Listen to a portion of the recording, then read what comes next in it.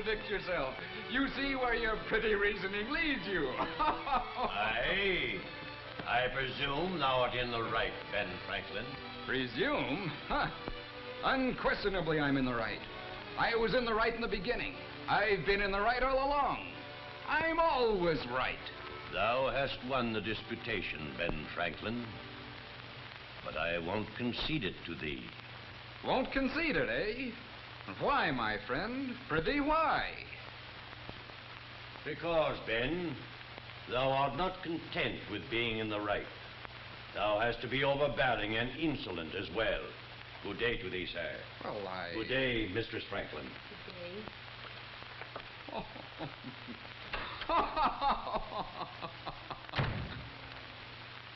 Did you win your argument, Benjamin? What, dear child? I say, did you win the argument with your Quaker friend? Win?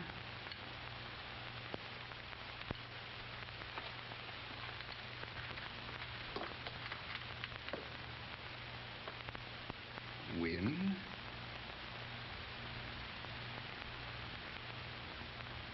Did I win?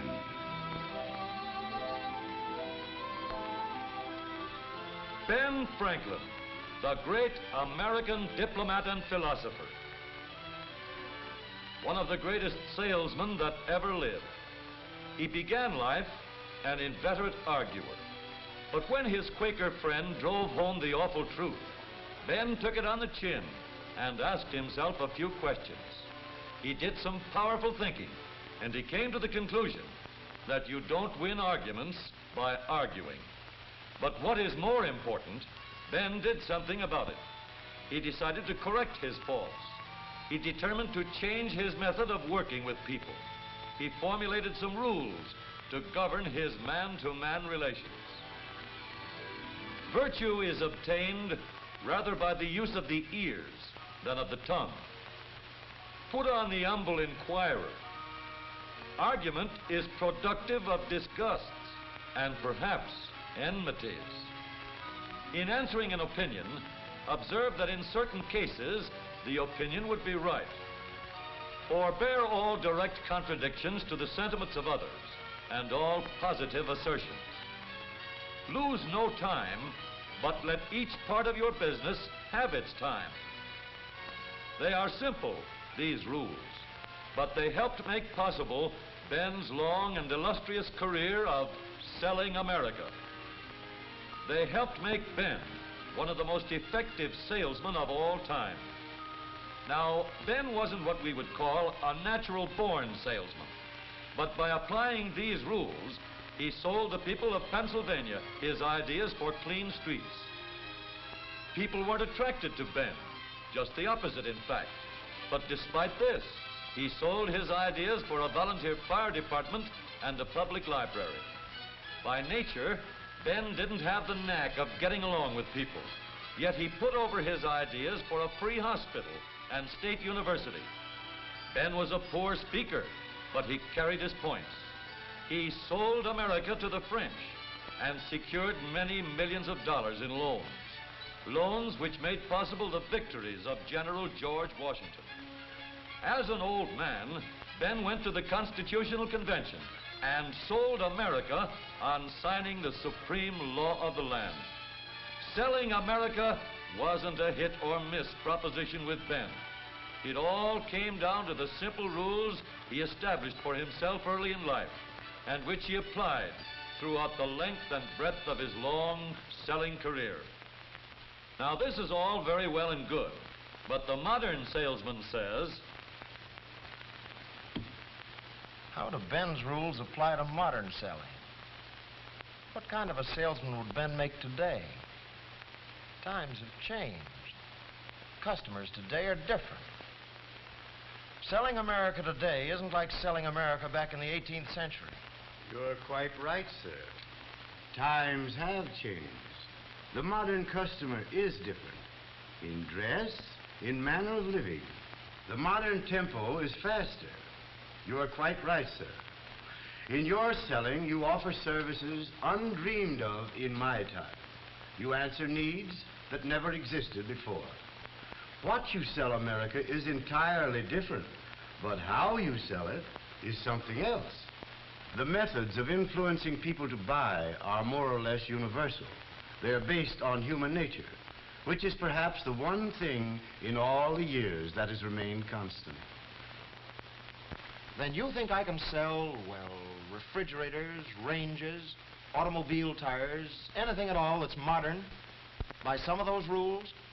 Indeed I do, sir. Well, Ben, you'll have to show me. That will be a pleasure, sir. All right, Ben. What's your first rule again? My first rule, sir, is virtue is obtained rather by the use of the ears than of the tongue. Put on the humble inquirer.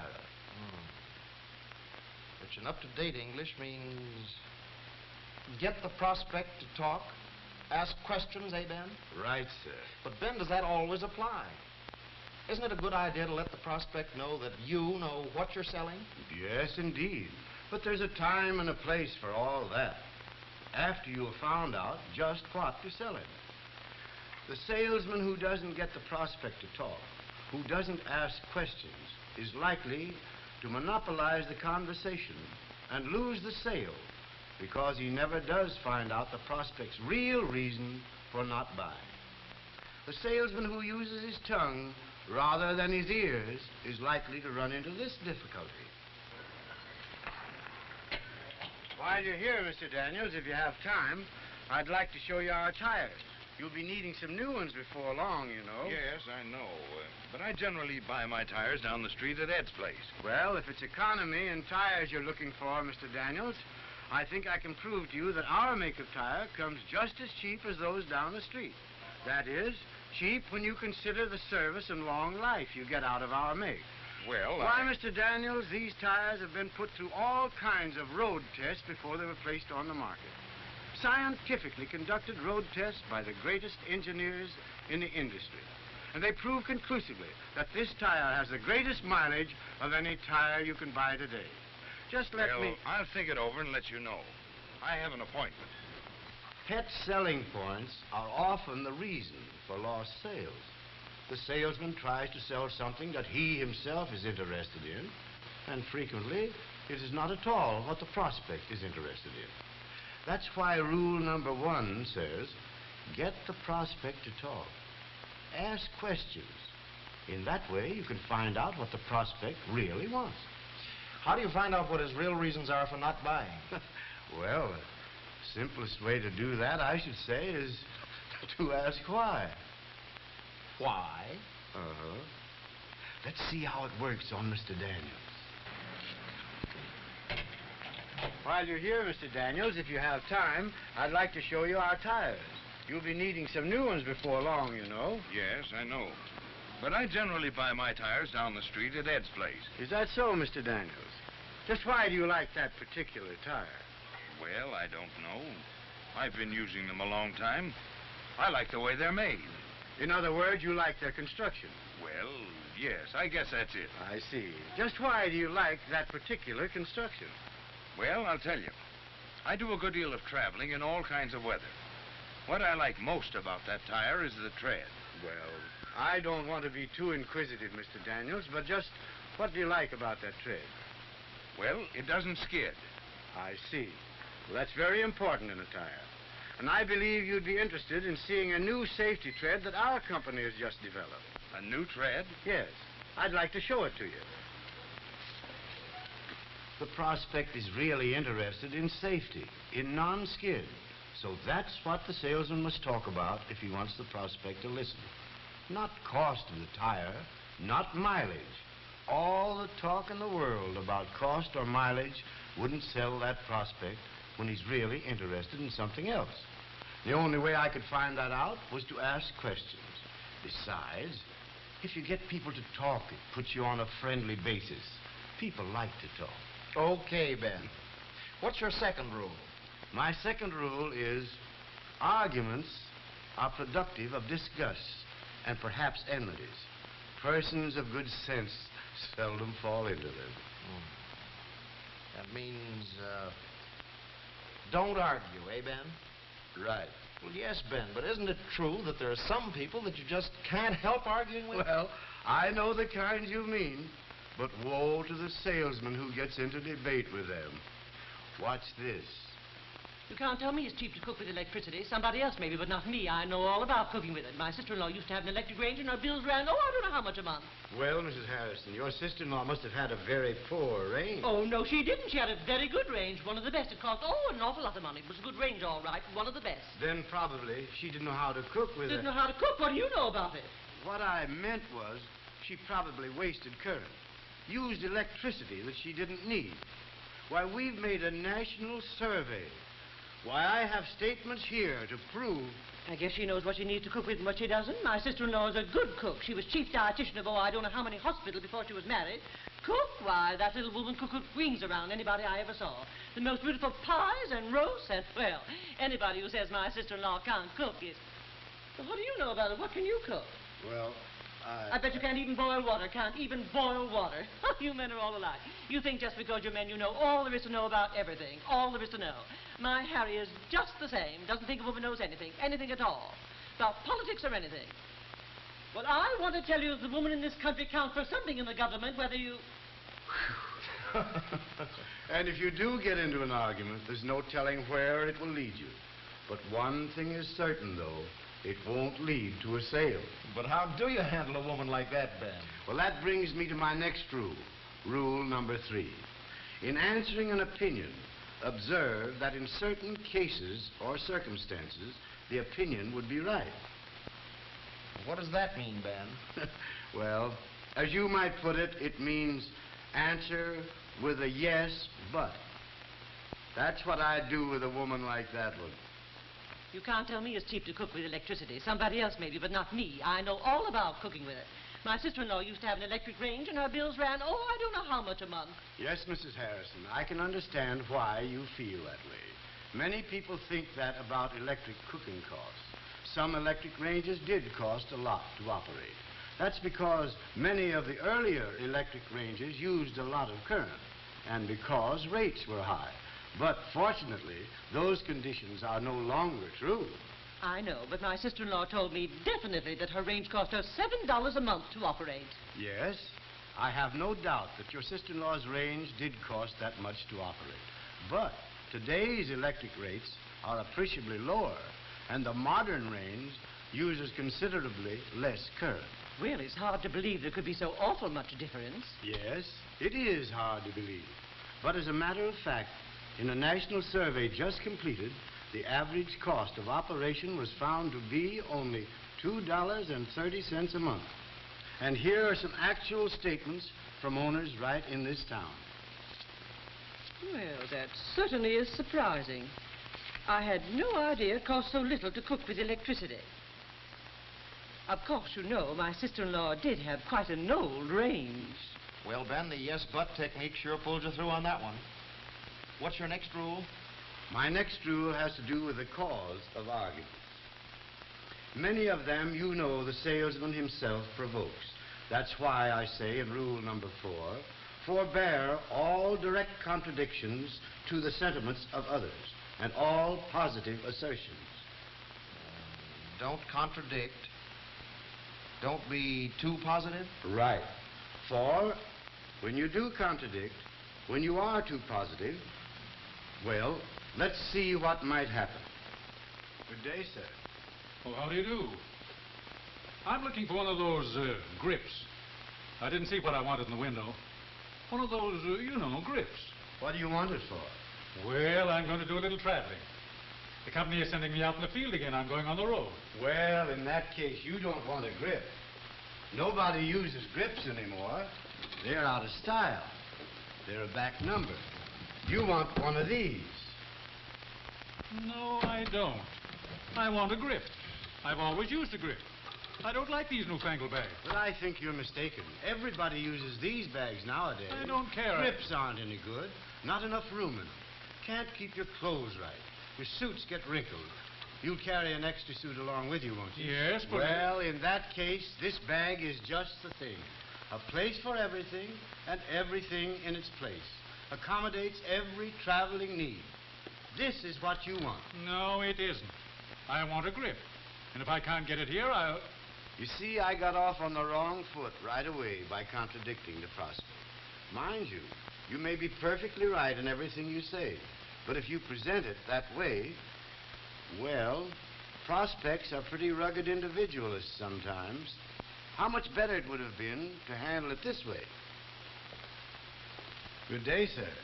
Oh, how do you do? I'm looking for one of those grips. I didn't see what I wanted in your window. One of those, grips. Yes, I understand. Of course. Going to do a little traveling, eh? Yep. I'm going on the road again. Here is a very nice grip. Genuine top-grain cowhide leather. Hand-sewed. Lined with imported Irish linen. Will not scratch or soil. Yeah? Well... By the way, here's another style of bag with many new conveniences for a person who travels a lot. Well, I know. But it probably costs too much. It does cost a little more, but then the savings on suit pressings would in a short time more than pay for the difference. Well, I never thought about one of those. But that looks all right. In other words, always be sure to show them what they ask for first. Yes. By not contradicting and getting off on the right track, you're well on the way to stepping the prospect up to a better sale, to what he really needs, and to having a better satisfied customer. All right, Ben, where do we go from here? What's rule number 5? Rule number 5 is lose no time. Cut off all unnecessary actions. Let all things have their places. But let each part of your business have its time. Don't waste time, but tell a complete story? Right. Now suppose I'm selling a woman a refrigerator. I find out, by getting the prospect to talk, that she's interested in the ice tray. All right. You see, Mrs. Brown, a simple lift of this lever and the cubes are released instantly. The quick cube tray, it's called. Here, try it.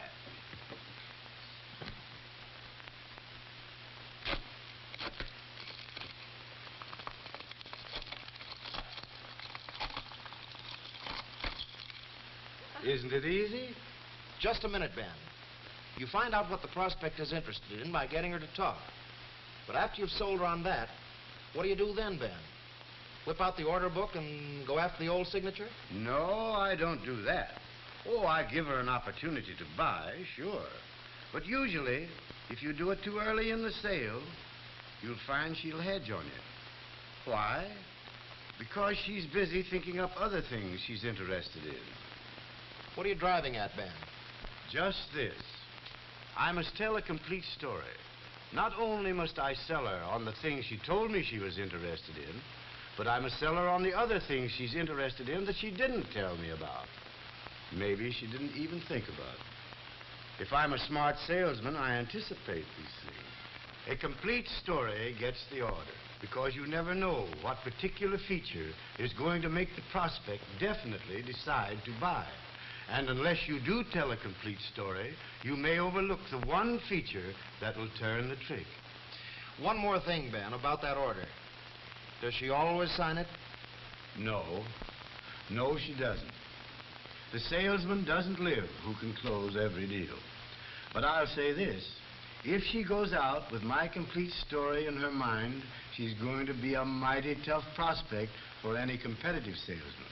Because if she goes out, she'll know a lot about my product. And that competitive salesman is going to be on the defensive every step of his contact. Okay, Ben, okay. Thank you very much. Those rules of yours sure do the job. They work just as well in today's job of selling America. Well, they should. After all, they're universal principles of human association. You see, they're broader than just selling alone. They apply to any and every matter of contact. They're the rules for a better relationship of man to man. And I feel that I can say this without seeming vain, for they weren't new with me, these rules. They're as old as history. I picked them up from salesmen who lived hundreds of years before my time.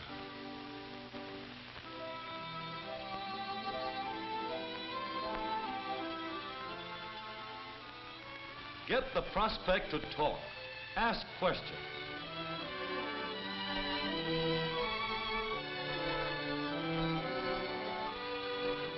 Don't argue.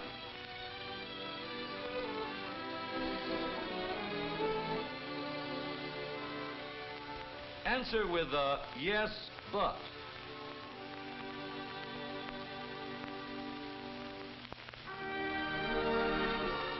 Don't contradict. Don't be too positive.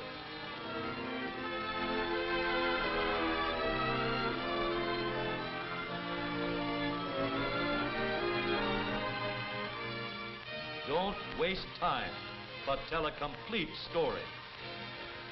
Use these 5 rules every day, in every contact, and you can sell America.